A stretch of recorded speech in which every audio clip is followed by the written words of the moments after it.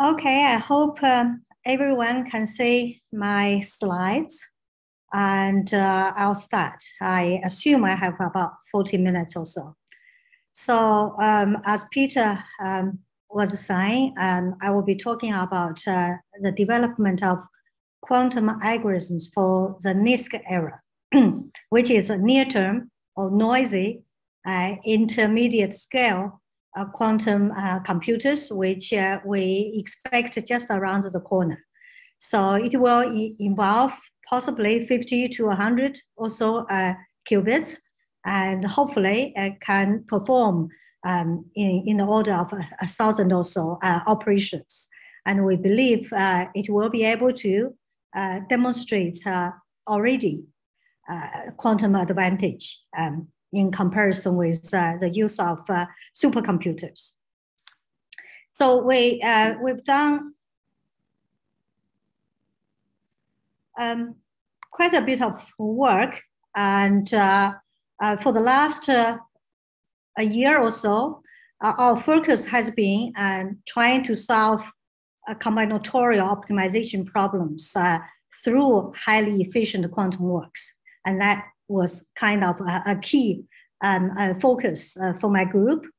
And we applied the algorithm in various practical problems of, which are quite important. For example, in financial portfolio optimization, or the logistics like vehicle routing and scheduling and things as such. At the same time, we also developed a few other quantum algorithms for example, compress quantum data by principal component analysis. And we developed a really nice, highly efficient algorithm for visual tracking of certain objects and try to track their trajectory. For a while, this was a little bit older work from our group. We try to use quantum works to design methods for network analysis, essentially trying to come up with something equivalent to Google page ranking, but faster, and also pick up some other characteristics of the network and not readily available by Google's page ranking algorithm. And this possibly goes back to another few years.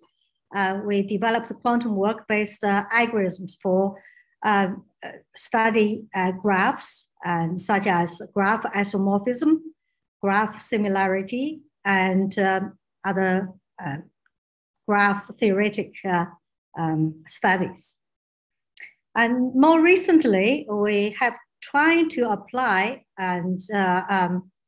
what we have learned over the last almost 10 years to study physics. And one of the things which we have very recently completed is to estimate Gibbs partition function, which everyone knows it's very, very important in statistical physics, and through efficient Clifford sampling. And currently, we are also working on a class of important problems in condensed matter physics or quantum chemistry, such as quantum phase transition and criticality, and try to come up with some kind of predictive quantum algorithms to identify those transitions. And I would like to acknowledge collaboration support from a wide range of companies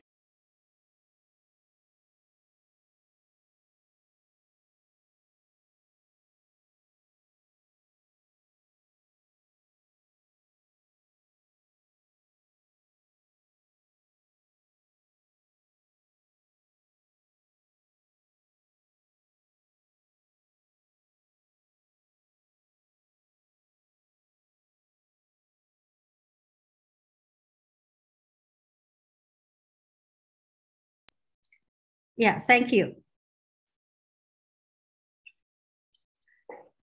Yeah, I'd like to thank a few people. For example, we have been supported over the last however long, 20 years, by a POSI Supercomputing Center. They provide the extremely powerful computers for us to learn, to build up intuition about what we developed. And experimental group, for many years, we have been collaborating with them and trying to implement, at least as a proof of principle, with quite large experimental groups, a group from University of Bristol. And more recently, we have been working with various companies. Xanadu, I have a PhD student working there. Q Control, I have another PhD student working there.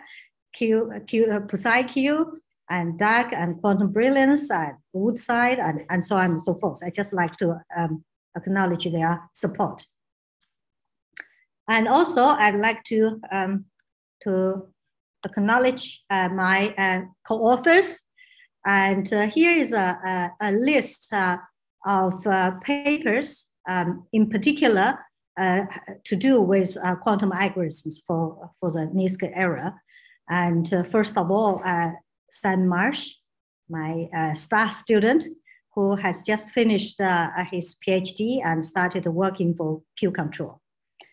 And Yusen Wu, my other PhD student. And this is the Bristol University Experimental Group. Tavis, Adric, Sam, Nick, and Josh, and Yusen. Yeah, thanks. I mean, basically, they've done all the hard work, and I'm here to share their stories with you.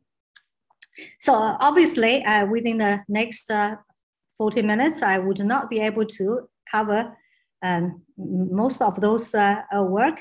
So I will basically focus on a subset, which is quantum combinatorial optimization via efficient quantum works, and trying to address some problems of practical importance. Okay, what do I mean by the Nisk era? So essentially, we are trying to address problems and hopefully work with what we have now. So I'd like to show this slide, which was published recently in Nature Physics. And then they described the road up to now in terms of classical computing development. We have come a long, long way from the Babbage mechanical machine and Turing's theoretical model, come to the first electronic computers. Just remember, it only has 10-word memory, about 300 bits, and all the way to the most powerful supercomputer in the world. This is still possibly still number 1 or 2. And just want to draw your attention. And this is what we have, 10 to the power of 16 bits of memory. We have also come a long way in the quantum domain. The idea of a quantum computer was raised by Feynman and Deutsch in the 1980s. And at that time, it's a playground for theoretical physicists to entertain thought experiments and quantum foundations, quantum interpretations of quantum physics. And then, especially Shor's algorithm, as everyone knows, and Grover's search algorithm drive the system, the field, the development rapidly since that time. So this is essentially what we have. I mean, Google a year or so ago demonstrate the real quantum advantage using 53 or 54 qubits. Why?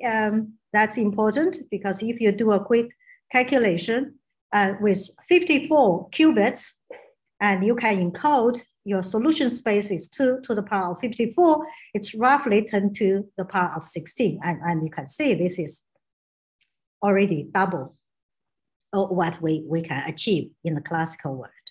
So things is going to change from this time forwards. And things has been moving even faster in the last 6 months or 10 months. And USTC from China quickly surpassed the number of qubits, but a very different system. They use photonics. And there they have demonstrated coherence entanglement of 76 qubits. And I think that recently they also published a paper using a superconducting squid and surpassed, they claimed, surpassed Google. And many other companies are catching up. So this is the landscape. This is where we are. So instead of talking about in those times, maybe one day in a distant future, maybe another century, we possibly would be able to see a quantum computer. To this time, people were predicting about 50 years, still decades away. And now I think the whole community are much more optimistic and even thinking maybe something with real quantum advantages around the corner. And yesterday I read an article.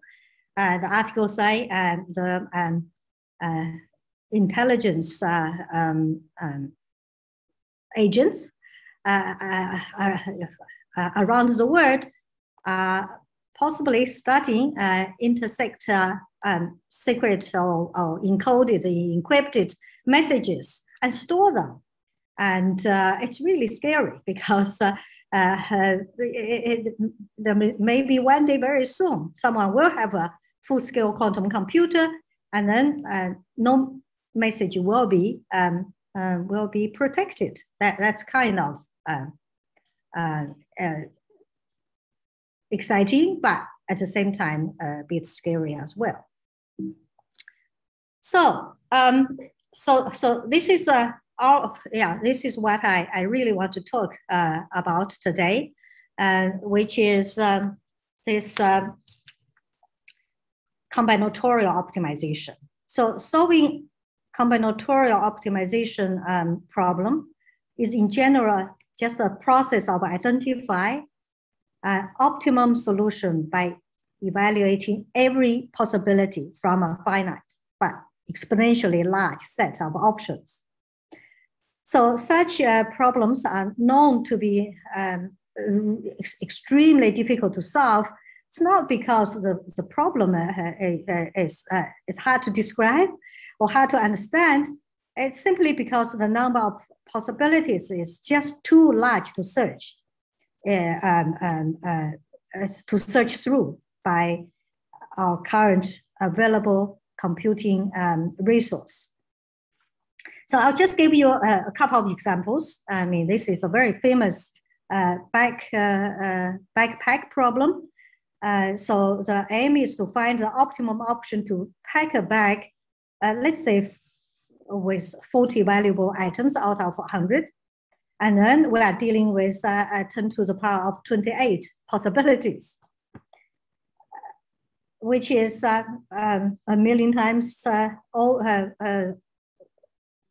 of the total number of stars in the universe. So 10 to the power of 28, okay, 1 followed by 28 zeros is a large number. But this becomes even more daunting. A drug discovery, which requires you to compare molecular structures.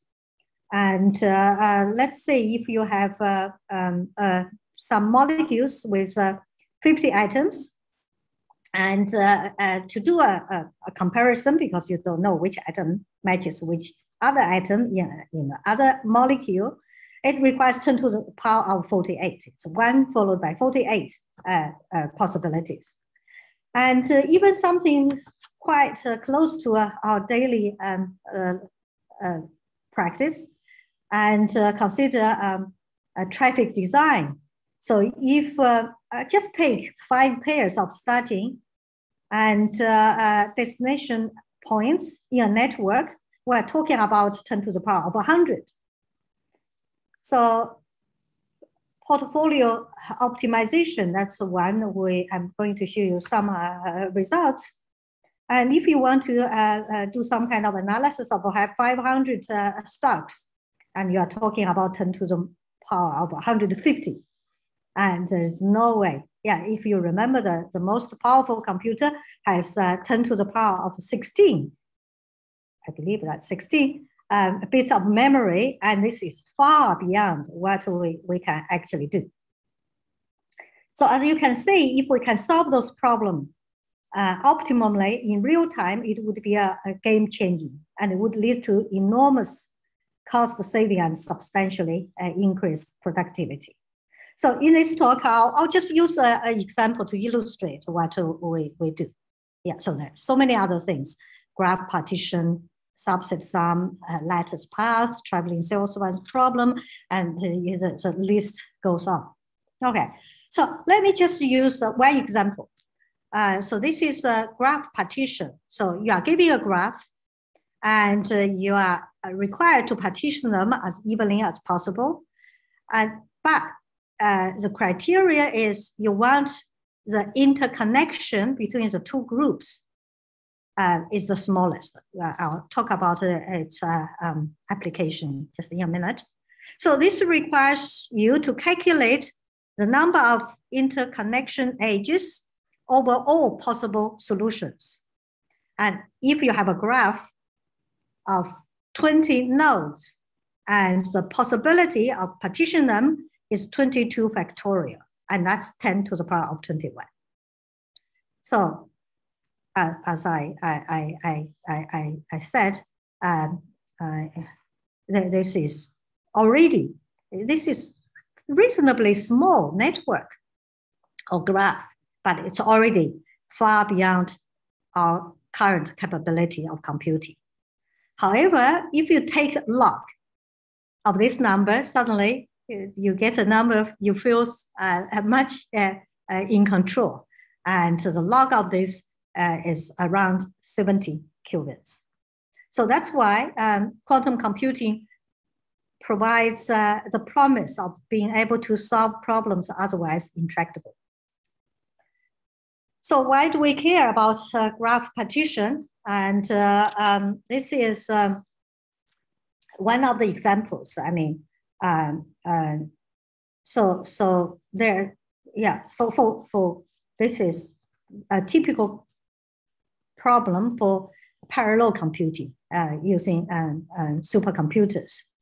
And as you can see, we have some data, we have to partition them into different CPUs. And of course, we want to, the first goal is to balance the work. We want to partition them as fair as possible, as equal as possible.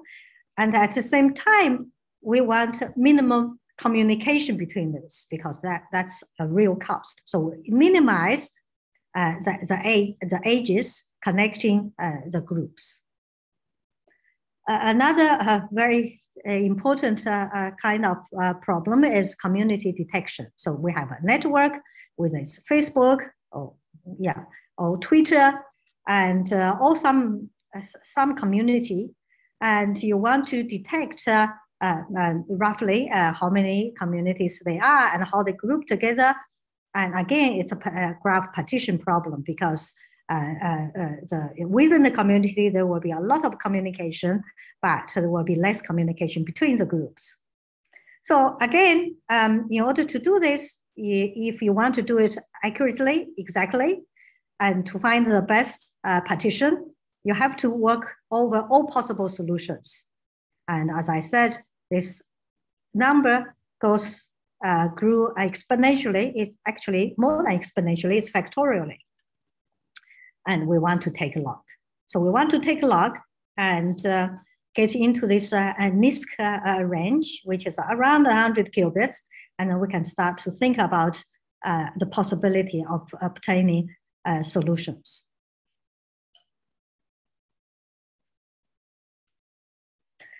So this is one way of doing things. And this was proposed exactly 20 years ago now. I still feel it's like yesterday. Fahy and his collaborators proposed this quantum adiabatic evolution algorithm based on this quantum diabatic theorem.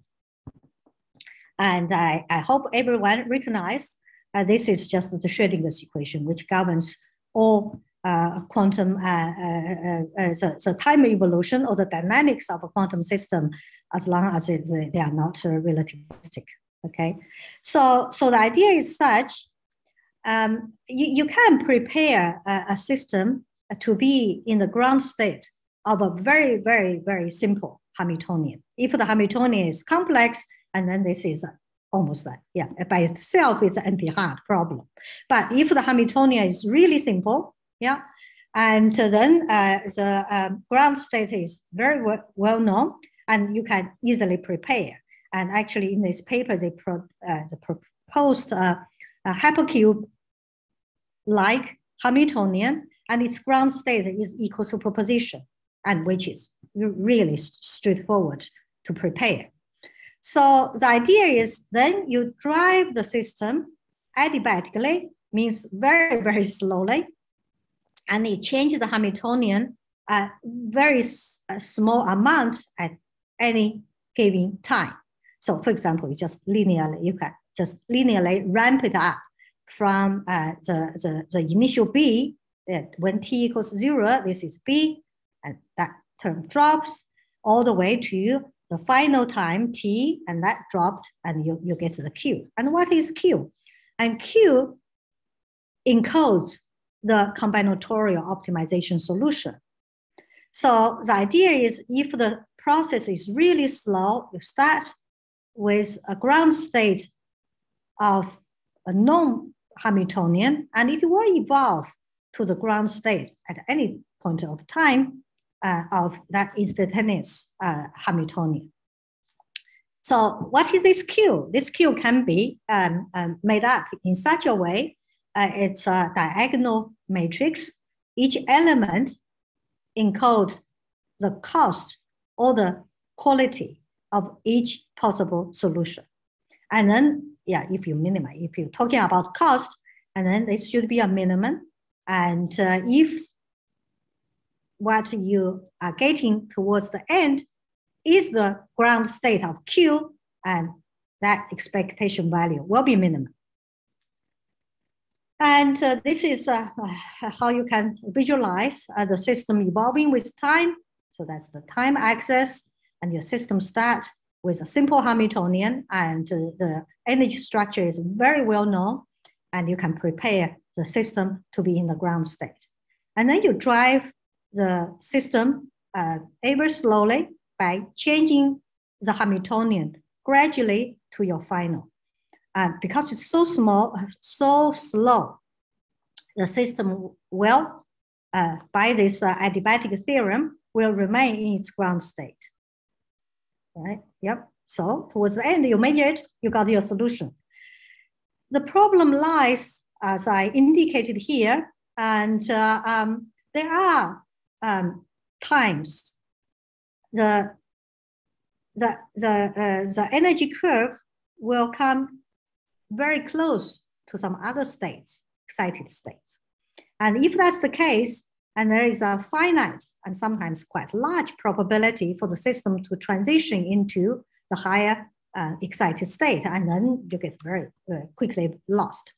And this gap is can be very, very small, and actually it's becoming smaller and smaller when the system becomes larger and larger. And if you can't control your adiabatic evolution, you will end up anywhere.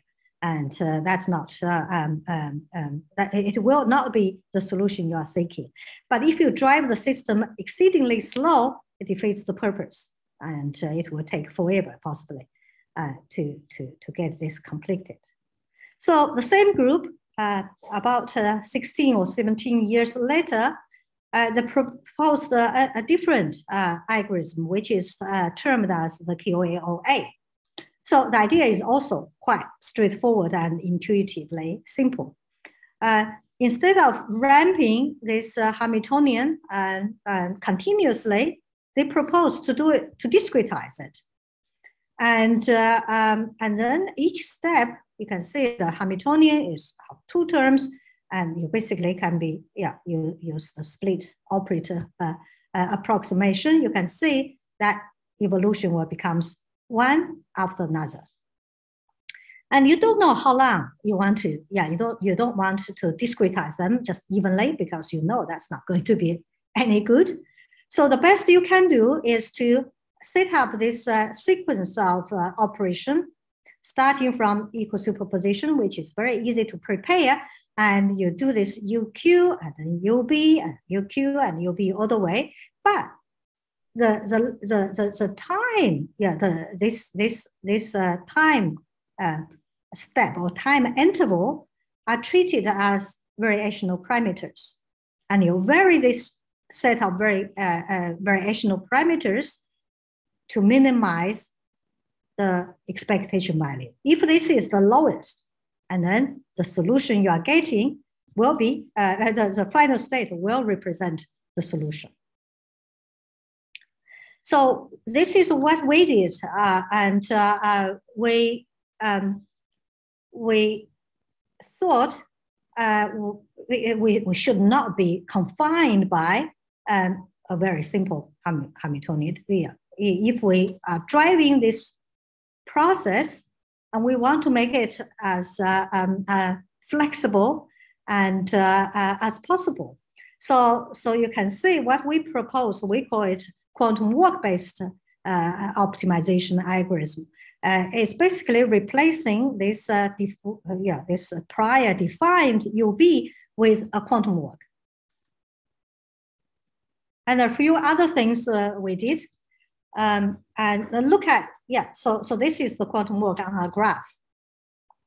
So we basically connect all possible solutions with a graph, and later on I'll show you what graphs will be better than other graphs.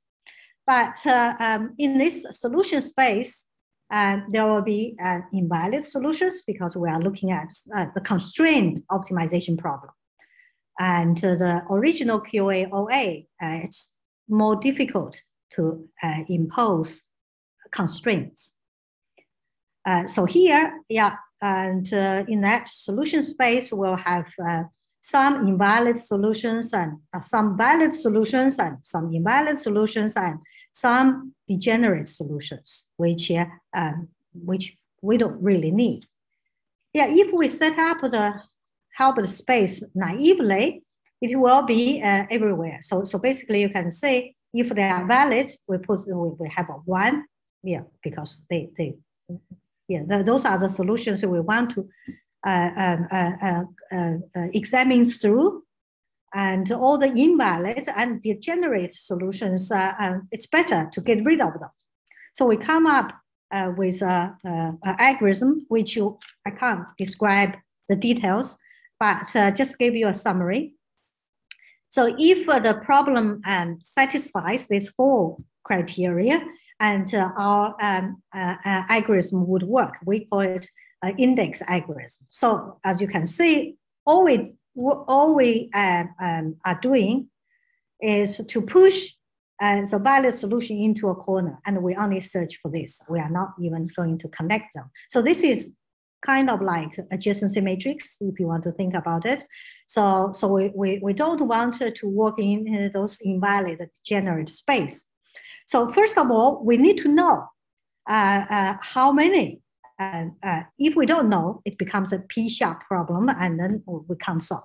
So we need to be able to efficiently, classically compute the number of valid solutions. And then we need to be able to index them and index them efficiently. And of course, the solution quality needs to be computable efficiently, which are always the case. And then we need the cost or the quality to be bound. So if we can do that, and then actually we have this, I'm just checking the time. Yeah, I'm doing fine. So we have this highly efficient quantum circuits to describe that QAOA process, which is you start with equal superposition because you don't know which solution is better than others before we start the quantum process. And then we intervene, apply this UQ and then quantum work, UQ, quantum work, UQ, quantum work. And the number of steps is confined, definitely in polynomial terms.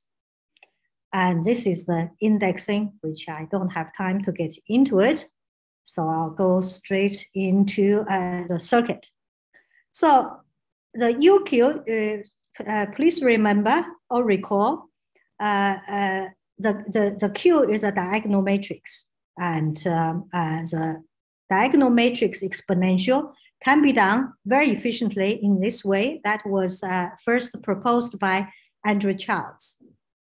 So this part is definitely efficient.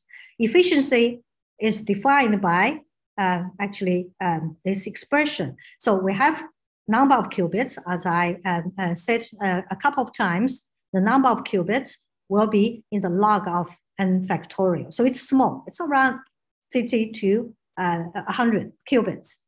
And then the number of steps needs to be confined as well. So we need poly log n gates. If it's more than that, and it's going to take a long time. So this has been proven by Andrew Childs.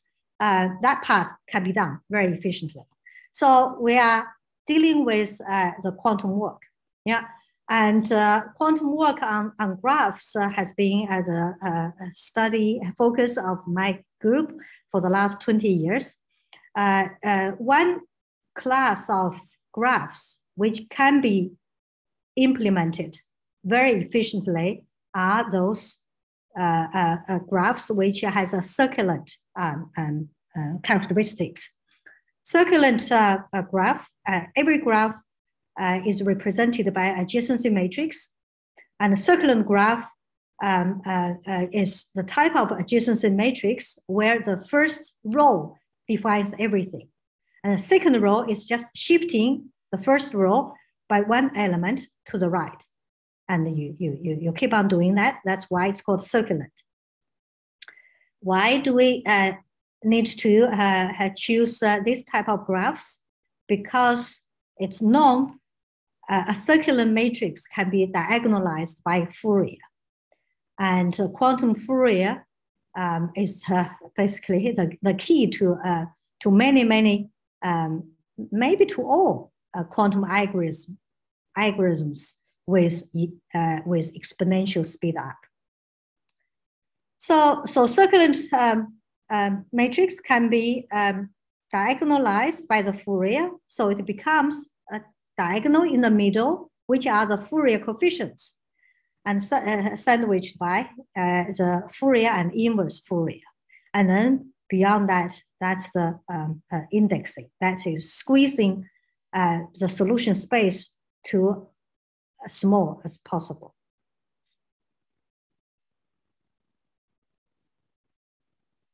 So just to repeat, this is what we need to do. This QWOA procedure. You start with equal superposition because you don't know anything better. And then you repeat this process. So this is essentially, just remind you, that's a diagonal matrix. And each one is determined by the quality. So it's quality controlled or cost controlled. I think quality is better. The quality of the solution. So it's the quality controlled phase shift. And then followed by a quantum work. And then you repeat. And finally, you get this state and you measure. I'll just show you an animation. All right. This is, I can only show a very small set. So let's say, so this is actually connected by a cycle graph, which is circulant. So what I'm showing here is each circle represents one of the solutions. And the size of the circle represents the probability of measuring that solution. Okay, this is a partition, a graph partition example. As you can see, each solution has a different way of partition the graph.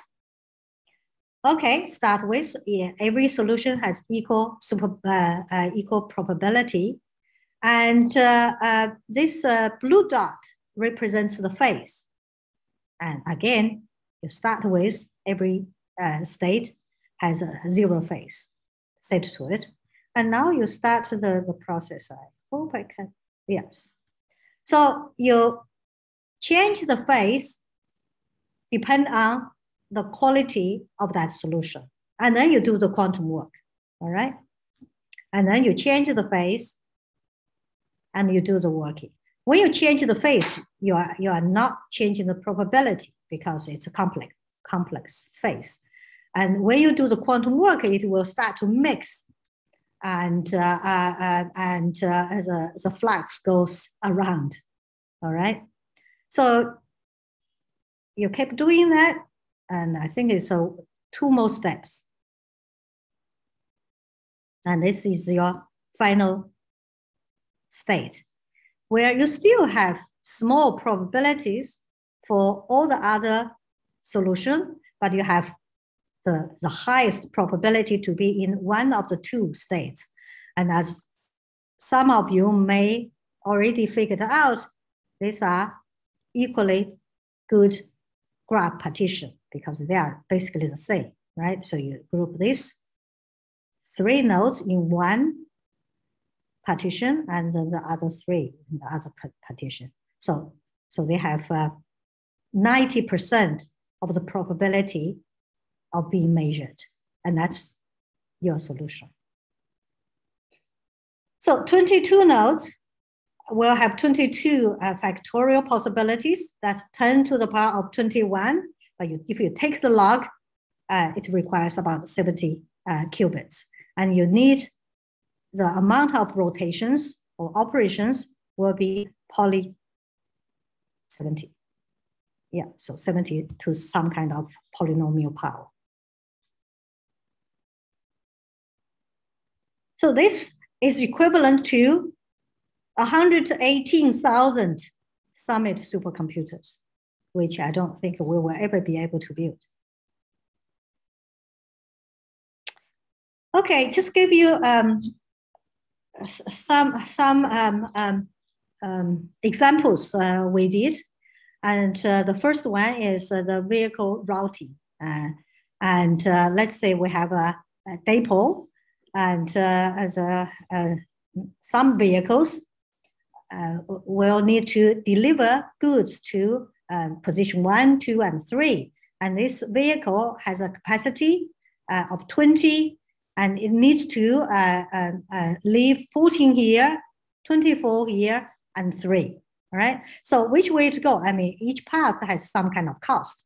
So the input is you have a cost matrix from place to place, and I made them symmetric, but doesn't have to be symmetric. And then you have this package vector, which means you need 14 boxes, 24 boxes, and 8 boxes at positions 1, 2, and 3. And each time this vehicle can only carry 20, all right? So this is our results. I mean, initially, if you don't do anything, so there is a kind of distribution in blue. So the high quality solutions has almost minimum. It's hidden there, but it's really small. The tail goes to 0. And you do that steps by step. So here is the largest, which we did 30 steps. And you can see the probability, the amplitude has been amplified towards the best solutions. And if you measure it, you will get one of those. And the other practical problems, so we have tested our algorithm on, is as a portfolio optimization. So we actually use the real data, and I think I can't see. Yeah.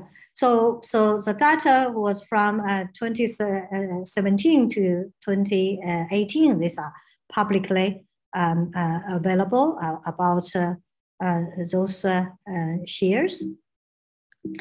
And we applied a mean variance model, and then we applied the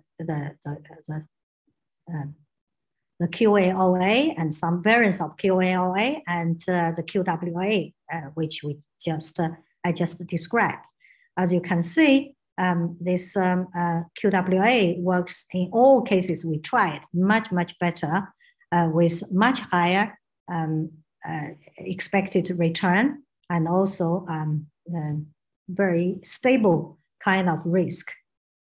So I think this means even the other 3 too are even easier to see. So this is, because this is fairly small set, so we have exhaustively evaluated every possible combination using classical computer, and this is definitely the best. All right, and where we put an error, and the QWA picked it up. This is the final state.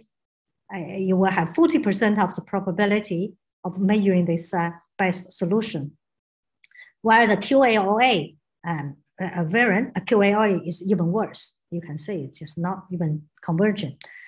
So the best solution is here, and the second best solution is here, but it's not amplified. Instead, they amplified some secondary, some other portfolio profile. And based on this, you can, so this is based on this solution we obtain through the QWOA, and you can say, okay, let's keep this set, and then this is according to this model, and you will be able to expect some fairly significant return, and it's quite stable. That variance is quite slow. Then we selected another area, which is actually during the pandemic, and things are not stable, but the same companies, and we did very similar calculation. And here again, you can see these are the 6 best possible ones, and this is so this is the best we know. And QWOA has a almost 20%, 18% of probability of getting that, and I think this is that. Yeah. However, the QAOA could not really pick the best ones.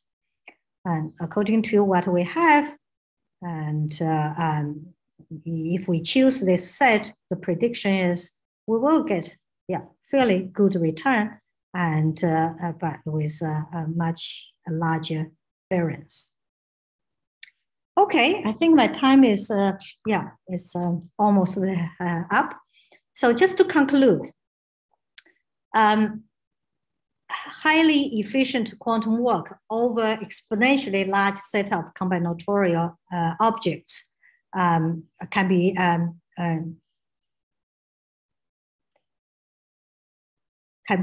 devised, with adaptable connectivity.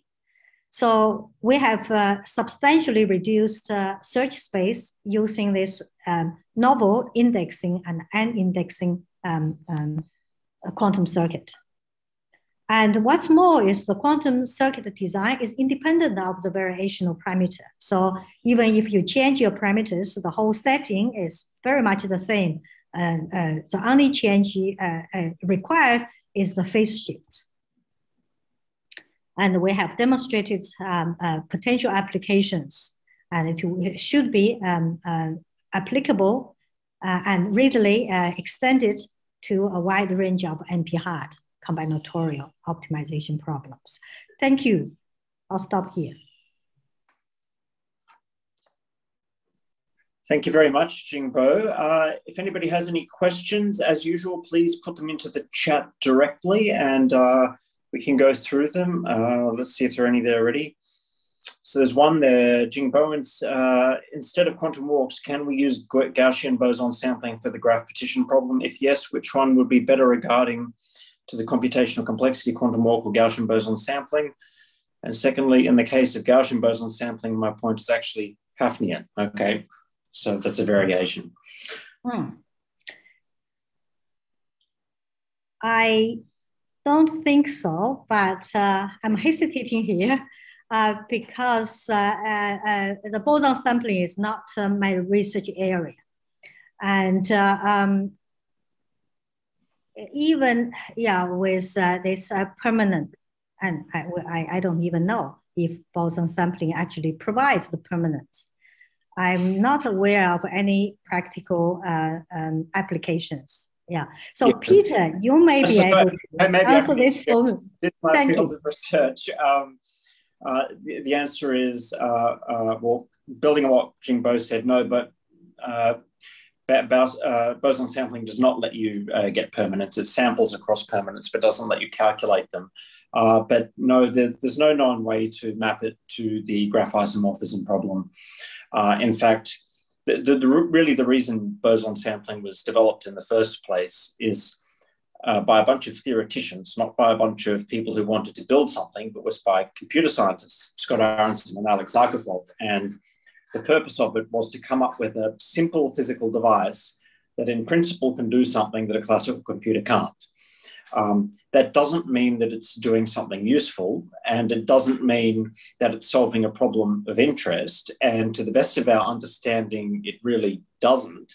It does this one very, very specific problem, which the computer scientists proved was harder than something that a classical computer can do. So useful for proving quantum supremacy, for example, but not useful as a general purpose quantum computer that can solve any type of algorithm. Thanks, Peter. Thank you very much. Yeah, I think almost the same applies to the Riemann hypothesis. So what I talked here is approximate quantum optimization procedure. It will not be able to be applied to prove, as a tool to prove a mathematical hypothesis. So it can, it may be able to check, but it's not. Yeah. Well, not, the Riemann hypothesis is really a mathematical statement, isn't it? It's not an example of an algorithmic problem that you solve. So I wouldn't necessarily put it in the category, or even though there is a whole field of computational hypothesis proving and that kind of thing. I don't know that it directly relates to our normal notions of computational hardness the way we're talking about here. So Peter, would you like to say anything about the Jones polynomial? The Jones polynomial, yeah. I don't know much about that, but the Jones polynomial is another one of these mathematical inventions that lets you represent knots or braids uniquely as a mathematical object, which is invariant under topological distortions that preserve the topology. For example, if you've got a cross but you just pull a wire around but don't cut it, then it preserves the topological structure. Jones polynomial is a way of characterizing that topological structure, but in general, they're very hard to actually calculate. I don't know much about what the computational complexity of that is, or it's not my field of research, but I know that people are looking at trying to find ways of solving that. Thanks again, Peter. Any other questions for Jingbo? We've still got a few minutes, 8 minutes before the next talk. Doesn't look like it. Jingbo, thank you very, very much for joining us. And I guess the time zone over your way is a little bit less extreme than the time difference here in Sydney. But thank you very much for joining us, and I hope everybody enjoyed Jingbo's talk today. And it looks like we've got about 5 minutes until the next talk, so I'll hand it back to the moderator at this point. Thank you very much, everyone, and thank you, Professor Jingbo Wang. Thanks.